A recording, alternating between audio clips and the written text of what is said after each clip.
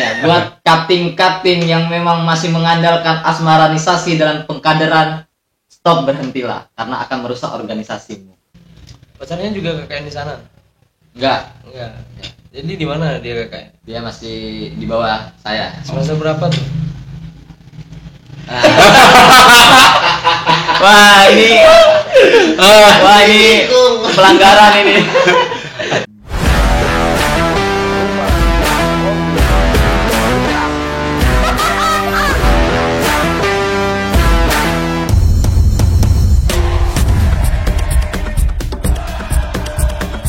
Gudang Suara. Jadi kali ini kita bakal ngebahas karena momennya ini tentang maba-maba, ya kan? Bulan maba. Ibnu, kalau sampean sendiri kalau misalkan kuliah nih, Oke. ya kan? Kuliah terus jadi kakak tingkat, ya kan? Jadi senior, Jadi cutting. jadi cutting. Yang dilihat maba-maba itu yang mereka yang punya pola pikir organisasi atau maba-maba yang ciwi-ciwi. Kan itu ada dua jenis, Pak. Ada gender laki-laki dan juga gender perempuan. Yang mana dulu? Kalau laki-laki ciwi-ciwi enggak dong. Enggak, maksudnya tuh lebih fokus ke cari maba-maba yang cewek-cewek atau ketika ada maba baru masuk nih, Ya. kan fokusnya cantik nih, atau fokus kemana? Tergantung kepentingan. Seandainya kepentingan itu untuk organisasi, tentu kita yang cari yang vokal dong. Kepentingan. Iya, kepentingan. Jadi kalau untuk organisasi, Ya kita harus mencari orang-orang yang selektif. Jangan sampai kita mendidik orang-orang yang tidak bisa apa? Tidak bisa apa tuh? tidak bisa memberikan peran terhadap organisasi. Karena dalam satu teori ada teori bottom up. Ada take down dan bottom up. Jadi ada dari atas ke bawah dan dari bawah ke atas. Andainya kita dari atas ke bawah saja dan dari bawah tidak merespon, tidak akan jadi gesekan. Gesekan. Ya, gesekan dalam artian Gesekan apa nih? gesekan misalnya tidak terjadi sinkronisasi. Misalnya dalam satu lingkup kita punya kegiatan misalnya. Senior sudah mengkonsepkan begini nanti adik-adik begini. Nah, ketika dari senior itu memberikan arahan seperti ini, kalau seandainya orangnya responsif, dia akan mengerti. Oh, saya harus begini dong. Harus begini. Nah, itu yang kita cari. Kalau kita masih nanti kamu begini ya, sampai di acara kita masih ngarahkan. Nah, itu mungkin perlu dipikir lagi, Pak. Untuk maba-maba. Untuk maba-maba. Iya. Jadi kalau misalkan kuliah tuh berarti fokusnya untuk organisasi terus ya? Tidak, kalau kuliah kan jelas kuliah kan jenjang pendidikan start 1. Tapi kalau kita kepentingan organisasi Start 1 atau strata 1? strata 1. Strata 1. Strata 1. Kalau start 1 start dong. Itu start tuh kan. Start. Operator jangan Operator ngomong. jangan ngomong, nggak boleh. Jadi kali ini kita bakal ngebahas tentang mahasiswa. Apa sih itu mahasiswa? Penting gak sih jadi mahasiswa? Banyak tuh orang yang jadi mahasiswa tuh gimana ya kan? Jadi, Betul sekali. Boleh, Mas Ibnu langsung panggil aja lah narasumber. Oke, pada malam inilah hari ini. narasumber kita, Saudara Dewa. Silakan diperkenankan masuk ke dalam ruangan gusur. Ruangan Ya, gusur, gudang dong. ke studio ya, ruangan. Assalamualaikum. Waalaikumsalam warahmatullahi wabarakatuh. Chat. Alhamdulillah. Apa kabar? Alhamdulillah. Alhamdulillah. Dari mahasiswa, silakan duduk. Silakan duduk. Silakan duduk. Siap. Nyantai. Siap. Kaki di kepala di kaki. Boleh. Siap. Di sini kita bebas. Kalau mau rokok dulu. Oh iya, siap Mas. Rokok dulu. Rokok dulu. Ada rokok yang nggak bisa keluar asap. Ada. Apa tuh? Rokok yang nggak dihidupin. Ada tuh rokok yang keluar air. Itu mungkin Apa rokok tuh? mainan. Oh, rokok mainan. Jadi Dewa nama lengkap? Oh ya, nama saya Dewa Ibanes Putra. Dewa Ibanes Putra. Kuliah di Kuliah di Universitas Musirawas sekarang. Unmura. Ya? Unmura. Mas Dewa ini prodinya apa nih? Saya dari Prodi Ilmu Administrasi Publik. Semester berapa sekarang? Sekarang udah semester 6. Berarti bentar lagi mau KKN ya? Iya, bentar lagi mau KKN. Ini bulan Juli nanti udah KKN. Oh, bulan Juli di tanggal berapa tuh KKN? Di tanggal 17. Di Desa Penari bukan? Oh, bukan. Sebentar, Mas. Lu tuh tandangin apa, Mas? Oh, iya, enggak apa-apa. Ini pegang-pegang. Dari tadi goyang-goyang terus kayaknya. Iya. Memang itu apa gayanya? Oh, Style. emang harus goyang-goyang gitu. Harus goyang-goyang. Mas Boleh, Dewa, boleh. tadi apa? Prodi apa tadi? Administrasi publik. Itu gimana tuh maksudnya itu? Administrasi publik itu belajar tentang apa aja sih? Kalau administrasi publik ini kan dia itu di Fakultas Ilmu Sosial dan Ilmu Politik. Jadi dia itu lebih fokus ke bagian sosialnya, tapi tidak juga meninggalkan bagian politiknya juga tadi. Karena administrasi ini kan dibutuhkan di semua lini, baik itu organisasi kecil, instansi, organisasi besar, semua. Bahkan di lingkup terkecil di organisasi seperti di rumah tangga itu butuh administrasi, pencatatan pelaporan, seperti bagaimana arus keuangan keluarga, kita harus dicatat semua, itu bagian administrasi. Banyak berarti administrasi ya. Administrasi public speaking. Public speaking termasuk administrasi nggak tuh? Public speaking beda. Administrasi itu lebih ke pelayanannya. Oh, pelayanan. Ya. Pelayanan. Misalnya selamat datang di gudang suara gitu kan. Oh. Selamat datang Di Indomaret. Ya, Selamat datang di Indomaret, Selamat branding. datang, selamat berbelanja gitu ya. Jadi administrasi atau administratif. Administrasi. Kemudian juga kabarnya Mas Dewa ini sudah kepilih jadi ini ya, jadi Presiden mahasiswa. Presiden atau Presiden atau gubernur? Gubernur. Gubernur. Gubernur. Kalau di Unmura tuh apa tuh panggilannya? Gubernur atau Pak Gub atau apa tuh? Kalau biasa dipanggil itu Pak Gub. Pak Gub. Di fakultas. Udah pelantikan ya? Sudah tanggal 31 Mei kemarin.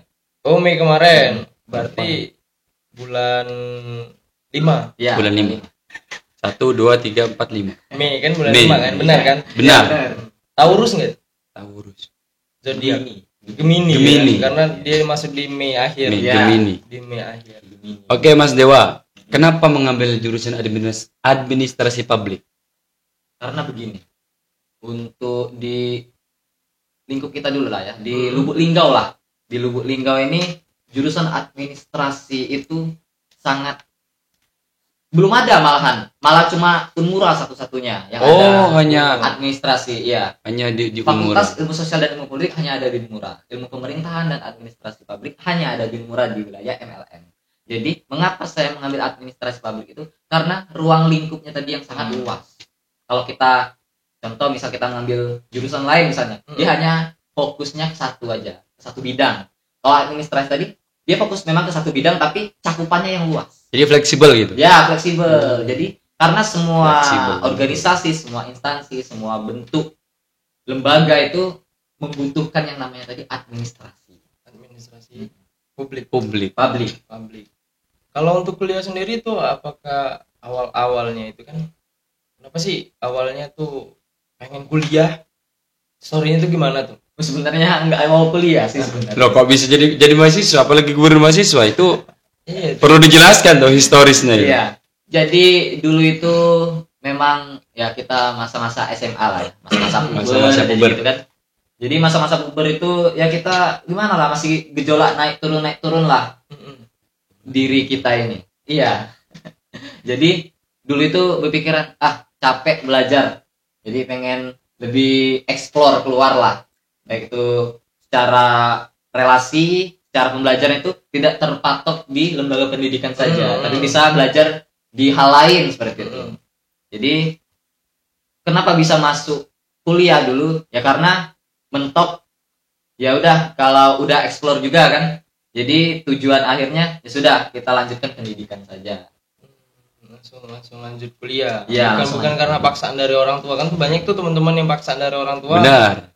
Dan di akhir cerita nggak selesai dengan alasan ekonomi lah, ekonomi dan lain segala macam kan. Tapi Mas Dewa sendiri tuh kalau misalkan kuliah ada nggak mata kuliah yang menurut di luar apa? Ya, menurut Dewa itu yang sulit. Mata kuliah yang sulit. Yang sulit. Kalau menurut saya pribadi ini yang sulit itu nggak ada kalau kita niat untuk belajar. Kan banyak teman-teman tuh yang nggak mau kuliah nanti takutnya belajar terus ini segala macam. Kenapa sih Dewa Ibanez, benar Dewa Ibanez memilih untuk kuliah dan seasik ini? Ya, jadi kalau menurut saya itu kuliah itu bagaimana cara kita mengubah pola pikir kita, mengubah pola pikir kita, mengubah mindset kita. Jadi kalau memang capaian dari pendidikan itu hanya untuk value, nilai hitam di atas putih.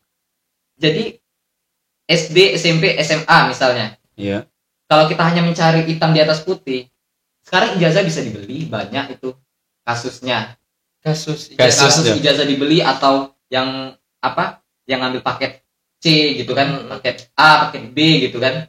Jadi kalau memang untuk value itu semuanya bisa dibeli di zaman sekarang. Yang sekarang kita butuhkan itu apa? Mengubah pola pikir tadi. Mengubah pola pikir. Capaian dari kita belajar itu adalah untuk mengeksplor dunia yang luas melalui pikiran. Kuliah di Unmura tuh asik nggak sih? Wah, asik banget. Di Unmura ini kalau kuliah di Unmura ini memang asik banget. Asik banget ya. Asik banget. Coba Mas, kita kasih contoh satu. Apa yang asik? Contoh apa yang asik di Unmura ini gimana ya? Mungkin kalau untuk di bagian organisasi itu kampus lain sudah punya lah ya organisasi. Misalnya untuk berdinamika di organisasi. Oh, dinamika. Gitu. Nah, kalau asiknya di Unmura ini ya dosennya friendly gitu.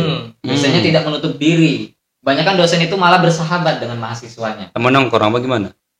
Ya bisa teman diskusi, teman kita bertukar pikiran lah. Dosen-dosen killer ada nggak? Dosen-dosen killer sejauh ini yang saya temui selama saya di Unmura sampai semester 6 itu tidak ada yang namanya dosen killer.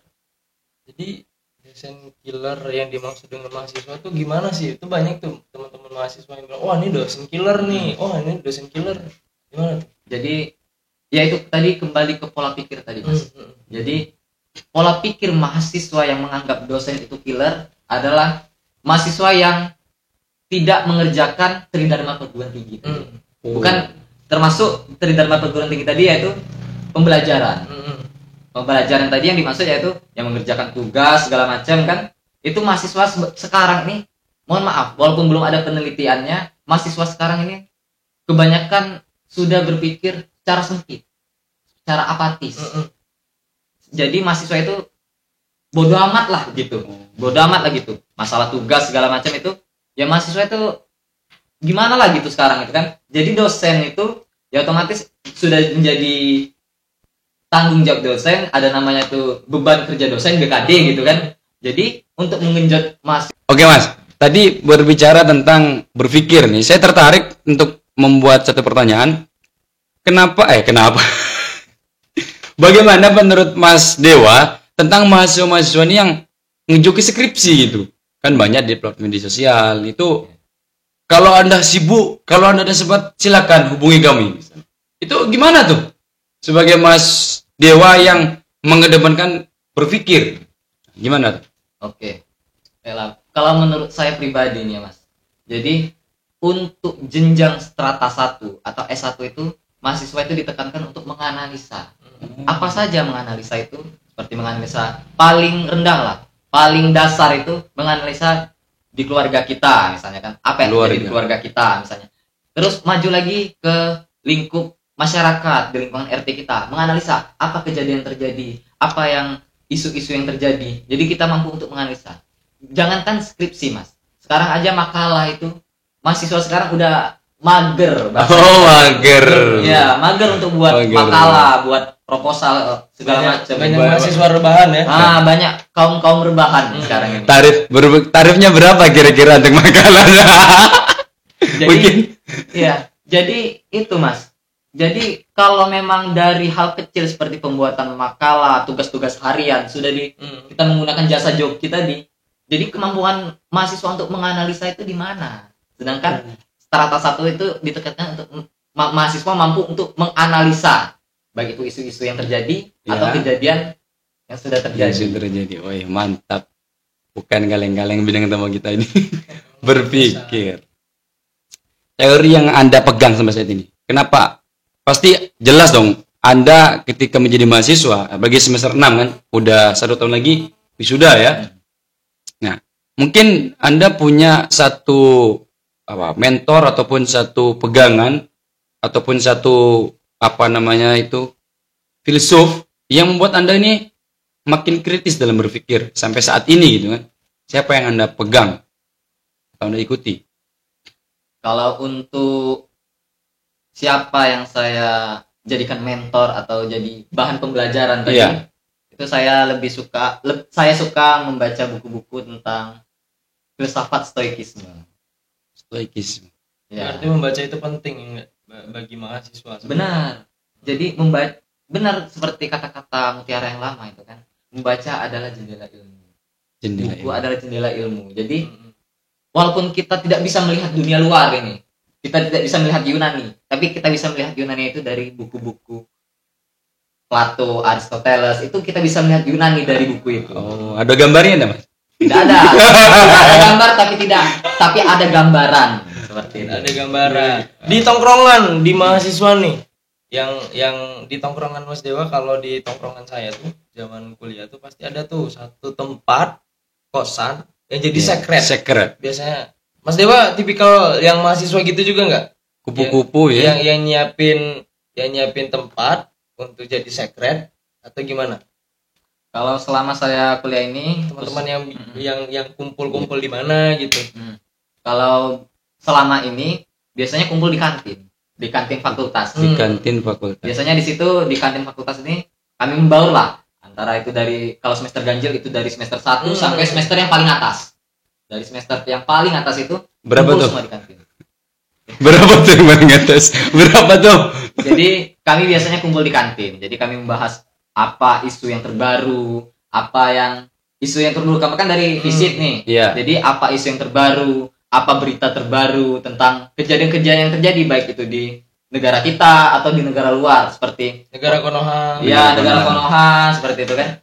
Jadi kami lebih sering membahas tentang politik nasional. Apalagi sekarang ini udah berarti tongkrongan Mas Dewa ini selalu berbicara tentang politik ya, enggak kita ngobrol tentang apa gitu kan. Mahasiswa udah punya nasi belum di kosannya gitu kan. Ya, enggak. Kan biasanya seperti itu. Ya enggak, Mas.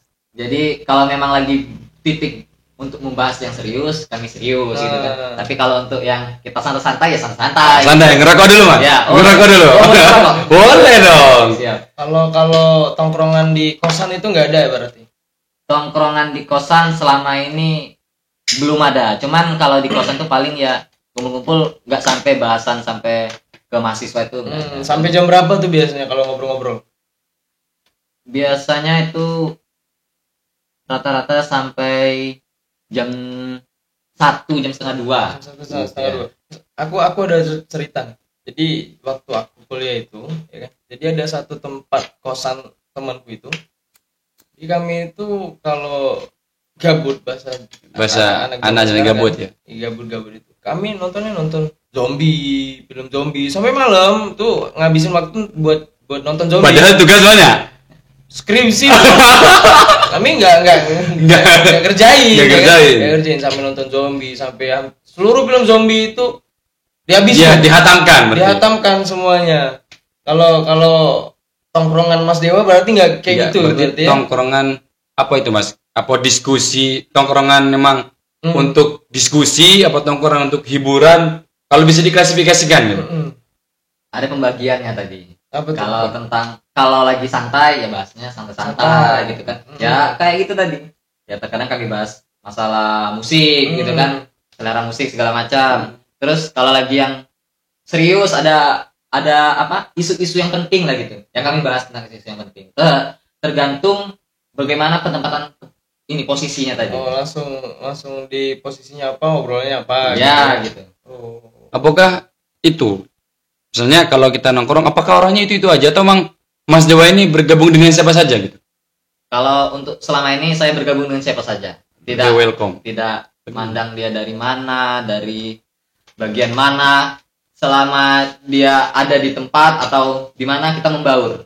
Kita diajak atau kita diajak diskusi, kita diajak kumpul, kita tetap datang, kita membaur lah. Tidak memilah-milah gitu. Itu ada apa ya bilangnya itu? Ada sesuatu itu biasanya dari kampus tuh ada julukan-julukan masing-masing. Ya ada. ada ayam kampus misalkan. Kupu-kupu, Kupu-kupu, kura-kura. Ayam kampus itu gimana sih maksudnya ayam kampus? Nah, mahasiswa kan Iya. perlu kita selikiti. Ayam apa, ada ayam di dalam kampus atau gimana gitu?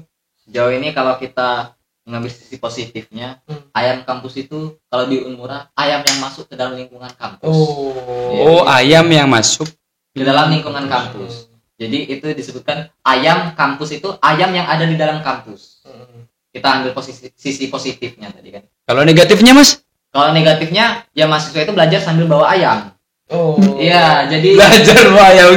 ya jadi itu negatif. Ada ayam dibawa gitu. Iya, pas ini apa? Pas mata kuliah sedang berlangsung. Oh, Nah, itu negatif kan. Berarti itu julukannya. Oh, kalau fakultas Fakultasnya. kalau fakultas apa pertanyaan peternakan mungkin ada ayam kampus. Ada, karena dia berternak ayam. Tapi orang mahasiswi atau mahasiswa ayam kampus nggak ada. Nggak ada. Nggak ada itu. Iya. Terus ada juga tuh peribahasa apa mahasiswa kupu-kupu ya kan? Kuliah pulang itu gimana itu? Kuliah pulang apa habis kuliah nggak belajar lagi itu. Balik itu cuma numpang duduk, datang 3D, datang, duduk, diam. Apa seperti apa, Mas?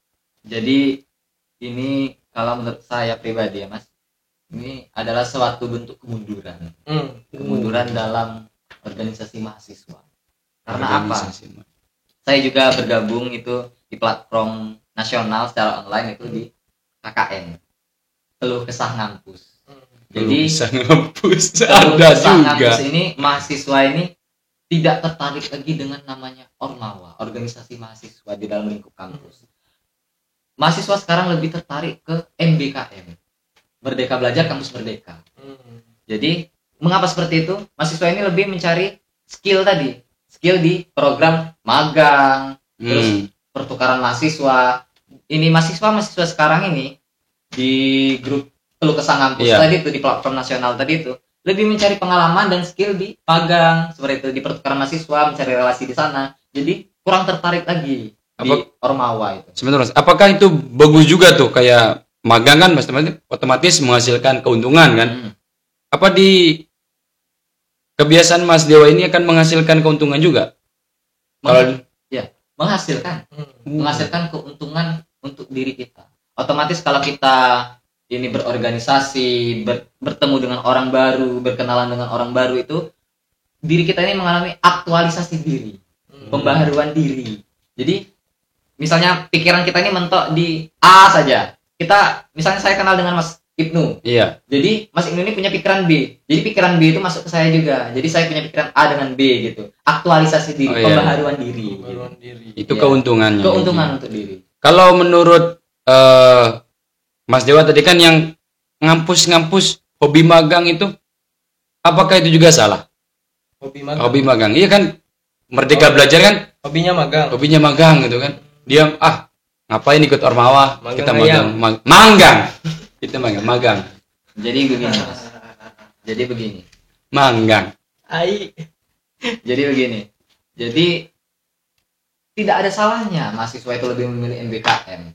Tapi kan yang lebih memperhatikan kondisi, situasi, pandangan dan jangkauan di lingkup kampus itu adalah organisasi mahasiswa. Jika organisasi mahasiswa itu tidak aktif di lingkup fakultas, di lingkup universitas, siapa yang akan memperhatikan kampus kalau tidak ada Ormawa? Sedangkan mahasiswanya sibuk dengan program magang tadi. Ya sah-sah saja kalau mahasiswa ingin melakukan program magang, tidak ada salahnya. Bagus juga bertemu orang baru, relasi baru, ilmu pengetahuan baru, pengalaman baru, cewek baru, skill baru, tidak ada salahnya. Tapi siapa yang akan memperhatikan kampus jika organisasi mahasiswa ini mengalami kemunduran tadi? Oke, berbicara tentang organisasi kampus, Mas Dewa sendiri anak organisasi dong, tentunya. Mungkin bisa dijelaskan di sini apa organisasi mahasiswa yang Mas Dewa ikuti saat ini? Baiklah, saya ini sekarang di Ketua Badan Eksekutif Mahasiswa Fakultas Ilmu Sosial Ilmu Politik Universitas Musirawas. Jadi peran utama dari BEM, apalagi BEM fakultas itu, yang pertama ya harus sejalan lah dengan fakultas seperti Tridharma perguruan tinggi tadi, pengabdian, pengajaran dan penelitian. Jadi ya kita harus jalan dengan rencana operasional dari fakultas tentang bagaimana sih mahasiswa ini akan berperan aktif untuk fakultasnya sendiri yang pertama. Bagaimana mahasiswa ini harus berperan aktif untuk masyarakat sekitar di kecamatan, lingkup kecamatan di universitas itu berada.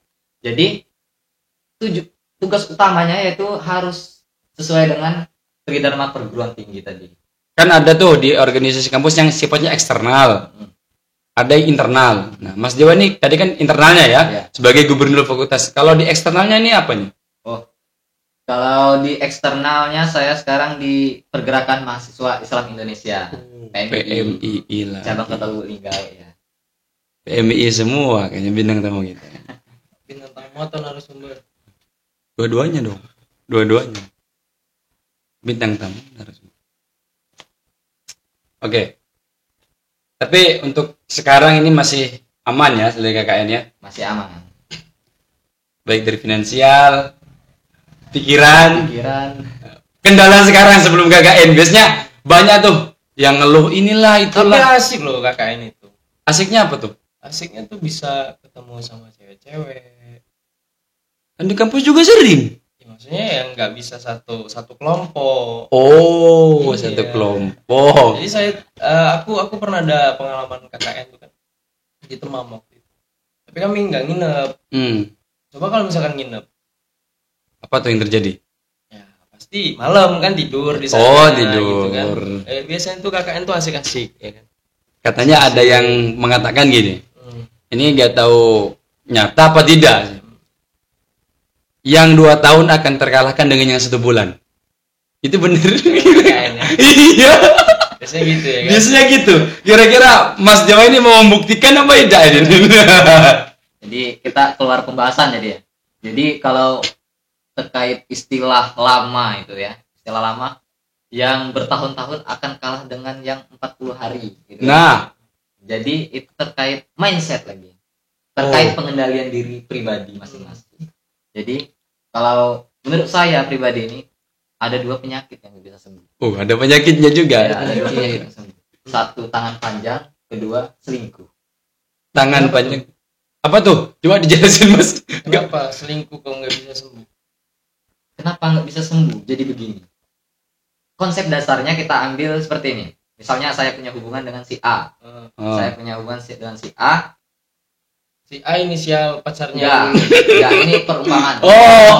Saya dengan si Z misalnya. Nah, dengan si Z ini saya dengan si Z ini udah berhubungan lama selama 4 tahun atau 5 tahun lah gitu kan. Lama banget ya. Nah, jadi apa yang kita dapatkan dari pasangan kita sekarang itu kalau kita buat dalam bentuk konstan itu 80%. Terkait itu perhatian, support, terus terkait dalam dia mendukung segala kegiatan kita, itu 80%. Nah, yang tidak kita dapatkan dari pasangan kita itu 20%. Nah, 20% itu ya biasanya kita dapatkan di situasi-situasi yang tidak sengaja, mendadak. Nah, misalnya begini. Padahal bikin aku udah kemana-mana. Jadi dia benar. 80% yang dimaksud tadi yaitu perhatian, support, dukungan lah. Karena kita di umur-umur yang kita ini pemuda lah, remaja gitu kan. Kita itu butuh dukungan. Nah, itu 80%. 20% itu otomatis belum kita dapatkan dari pasangan kita. Nah, jadi proses berpikir yang sempit tadi itu ketika sudah sampai di titik yang namanya hubungan itu kan Mas, ada namanya hubungan itu kan titik bosan. Titik bosan. Ya, manusiawi seperti itu kan. Ya, kalau bosan, kalau ada masalah itu diperbaiki, bukan mencari yang terbaik. Karena dipotong di TikTok. FYP. Aduh. Karena itu tadi konsep dasarnya. Kalau ada masalah, kalau memang bosan, itu harus diperbaiki, bukan malah mencari yang terbaik begitu. Nah, 80% itu sudah kita dapatkan dengan pasangan kita sekarang. 20% itu tidak kita dapatkan, pasti itu. Baik itu misalnya dia lebih effort kepada kita, pas dengan pasangan kita ini cuma mensupport saja misalnya kan. Terus yang 20% ini effort ke kita nggak ada motor dijemputnya misalkan, walaupun itu cewek. Nah, terus 20% lagi itu kita lagi lapar tengah malam, misalnya jam 11 malam, dia nekat datang ke rumah kita atau ke kosan kita ngantar makanan tadi, itu namanya effort tadi kan. Bukan effort sih itu, lebih ke goblok. Malam-malam ngantar makanan. Goblok. Goblok sih. Gak usah ditiru itu tuh. Jadi gitu, misal kita analogikan, kita samakan persepsi dengan KKN tadi. Kita udah lama nih dengan pacar saya si Z tadi. Udah 5 tahun. Ya, dia support saya namanya support Zizi. dia. Ya Zizi misalnya kan. Mantannya Zizi. Ya, misalnya. Oh, Zizi Anestuti. Sama siapa nih? Iya, jadi Operator udah ngerekam belum? Belum. Operator rekam dulu operator. Dikasih cerita. Koreknya dah korek ya. Support bukan nih? Wah, support dong. bukan sponsor tuh. Bukan sponsor. Masih kosong gitu ya. Kita masih kosong. Masih kosong. Jadi Mas Dewa hari ini sudah bergandengan dengan siapa? Kalau sekarang belum dipublish. Kenapa tuh? Udah ada. Tadi kelas foto Apa? Apa takut ditikung Mas KKN, Mas? Udah ada atau belum? Belum dipublish. Belum dipublish, Belum berarti dipublish. ada. Ya, ada. Berapa banyak nih? Kita satu. Satu prodi, satu. Enggak. Satu kampus. Satu orang dalam satu Orang dalam satu bumi. dalam satu bumi. Iya. Emang bumi ada berapa, Mas? Ada satu. Nah, jadi cuma satu itu. Satu-satunya berarti. Satu-satunya. Satu-satunya. Kayak lagu Nas ya. Copyright jangan. Jadi kalau kita analogikan dengan KKN tadi kan. Nah, 80% itu sudah kita dapatkan dari pasangan kita. Baik itu dari support segala macam. Nah, sedangkan KKN ini kan 40 sampai 45 hari di tempat lokasi itu. 40 hari itu banyak yang kita belum dapatkan dari pacar kita, dari hubungan kita yang sekarang. Misalnya dia masakin kita kan, dia di posko KKN itu dimasakinnya lah, kita lebih perhatian ke kita. Misal kita lagi buat laporan KKN, itu dibantunya, sedangkan pacar kita ini jauh gitu kan. Nah, itu termasuk 20% tadi. Nah, jadi kalau kita lebih memilih 20% dari 80%, itu namanya Apa tuh? bahaya sekali. Bahaya ya. Bahaya. Apa itu? Bahaya kalau disebutkan. Jadi kalau kita, jadi intinya begini, Mas. Kita lebih memilih 20% dari 80% kesempurnaan. Kalau kita berpikir secara logika yang matang, logika yang dewasa lah begitu kan. 80% ini lebih banget dari cukup. Kenapa kita lebih memilih 20% untuk sementara daripada 80% yang dengan kita sudah lama? Itu karena apa biasanya itu, Mas? Yang gara-gara milih 80 ketimbang 20? Ya karena kita belum kita dapatkan dari hubungan kita yang sekarang. Sepertinya saya sebutkan tadi. Selama ini pacar kita, hubungan kita belum masakin kita kan? Masakin kita, membantu kita membuat laporan, apalagi laporan KKN kan. Mahasiswa kan seumur hidup sekali kalau dia S1 kan, dia KKN kan, kecuali dia ngambil kuliah lagi setelah wisuda. Nah, jadi dia 20% seperti masakin, bantuin kita buat laporan KKN itu, wah ini cewek perhatian banget sama saya gitu misalnya kan. Ya, jadi 20% itu sudah termasuk 20% tadi.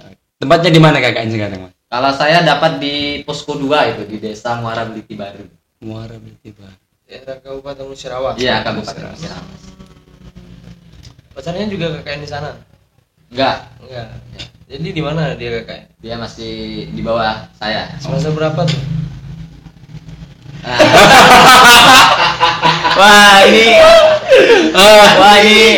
pelanggaran ini. Apa nggak takut, Mas? Nanti ketika ada KKN yang 80 itu hilang. Jadi pacarnya belum KKN? Enggak, kita menaruh kepercayaan. Belum KKN. Pacarnya belum KKN. Berarti udah pacaran.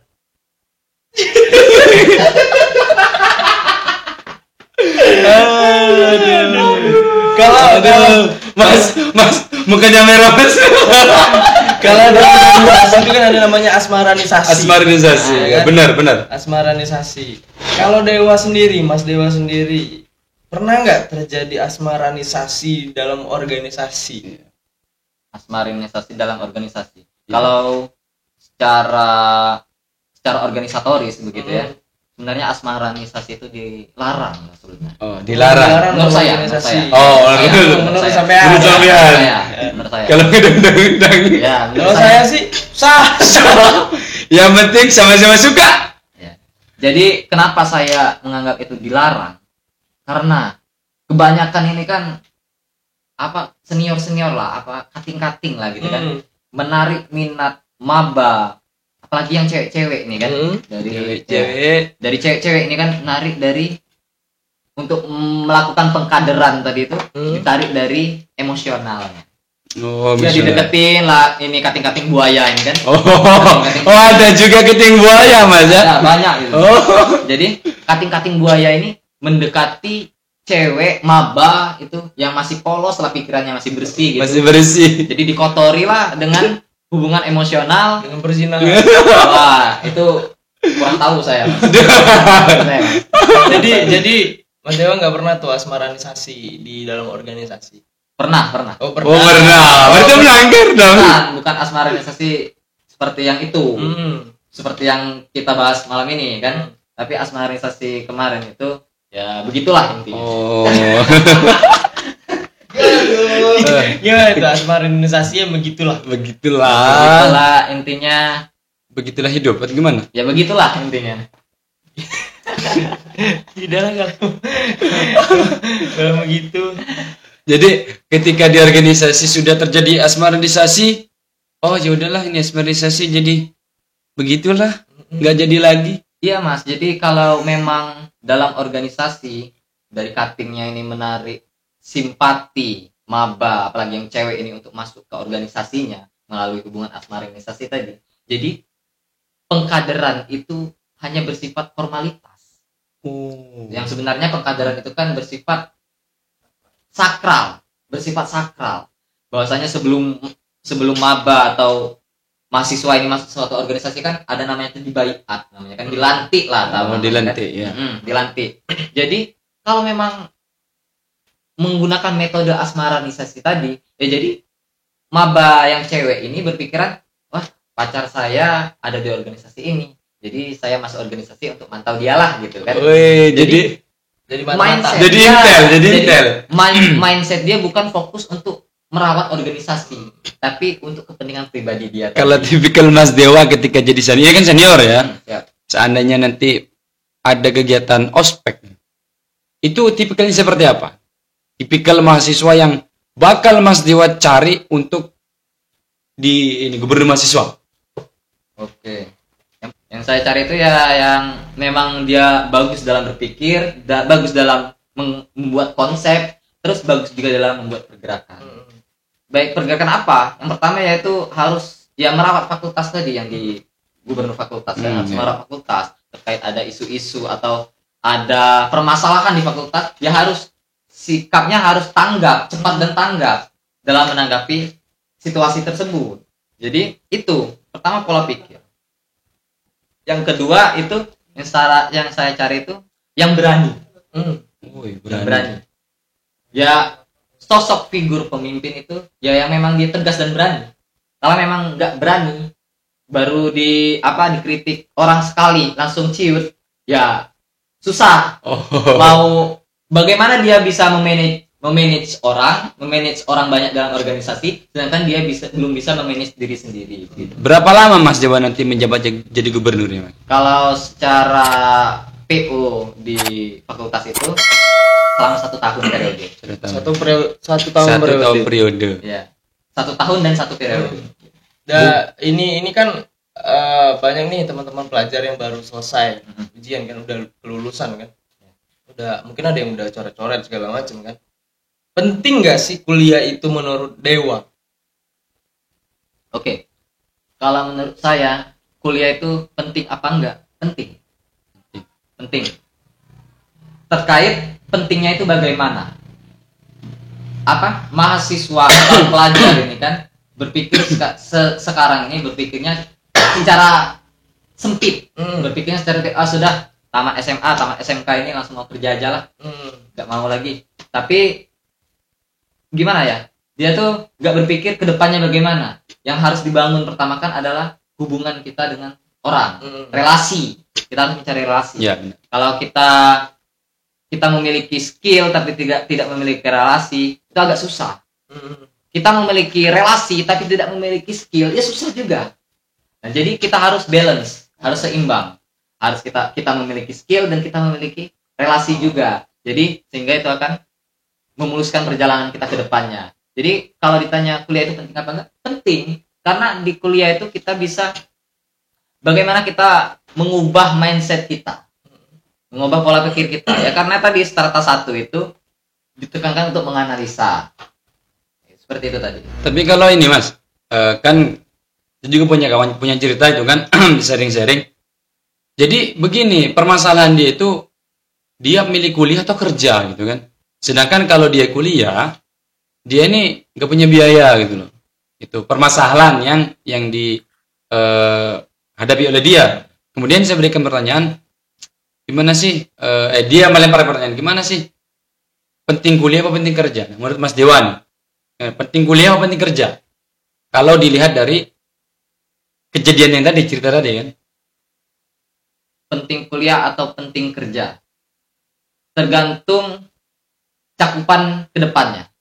Kalau cakupan secara luas untuk kita lebih memperbaharui diri kita, lebih meningkatkan kemampuan kita, meningkatkan skill kita, meningkatkan daya pikir kita, mindset kita, itu lanjutkan pendidikan. Kalau kita memang nggak ada biaya untuk kuliah misalnya, sekarang pemerintah kita sudah sangat banyak membuat program beasiswa. Tapi sebenarnya tuh penting kuliah atau penting kerja tuh bukan pilihan sih sebenarnya. Kerja tuh penting. Iya. Kuliah itu penting. Ya, jadi kuliah itu kan berinovasi. Bagaimana kita menciptakan lapangan pekerjaan dengan kuliah. Dan ada juga orang-orang yang bekerja tanpa kuliah, mereka juga menciptakan lapangan pekerjaan. Iya. Sebenarnya kan. Kalau menurut aku pribadi sih, kerja juga penting. Iya. Kerja penting, kuliah juga penting, ya kan? Tinggal tergantung gimana kita mau berpikir ke depan, ya kan. Banyak juga nih teman-teman kita yang nggak kuliah tapi pekerjaannya udah mapan, udah bisa buka usaha segala macam, ya kan. Sebenarnya sih ada juga nih, ada beberapa orang tuh yang berpikir gini. Kalau aku berpikirnya gini, kuliah itu penting karena untuk kita bisa berinovasi setelah itu, ya kan. Setelah itu kita bisa berinovasi. Dan ada juga orang yang bilang sebenarnya kerja juga penting, ya kan? Kerja juga penting karena untuk biaya hidup kita butuh uang segala macam, ya kan? Jadi kuliah itu apa ya? Bilangnya itu sama-sama penting semua sih sebenarnya kan. Kuliah memang orang-orang yang kuliah itu menurut aku mereka yang beruntung. Karena kalau dibilang yang kuliah itu orang-orang pintar, enggak juga. Ya kan, banyak teman-teman yang notabene pinter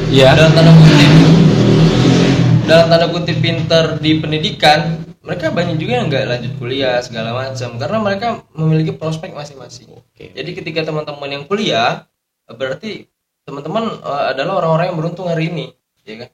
Beruntung hari ini. Dan buat teman-teman yang memilih untuk bekerja, yaitu teman-teman juga beruntung. Karena teman-teman juga bisa menikmati dunia pekerjaan.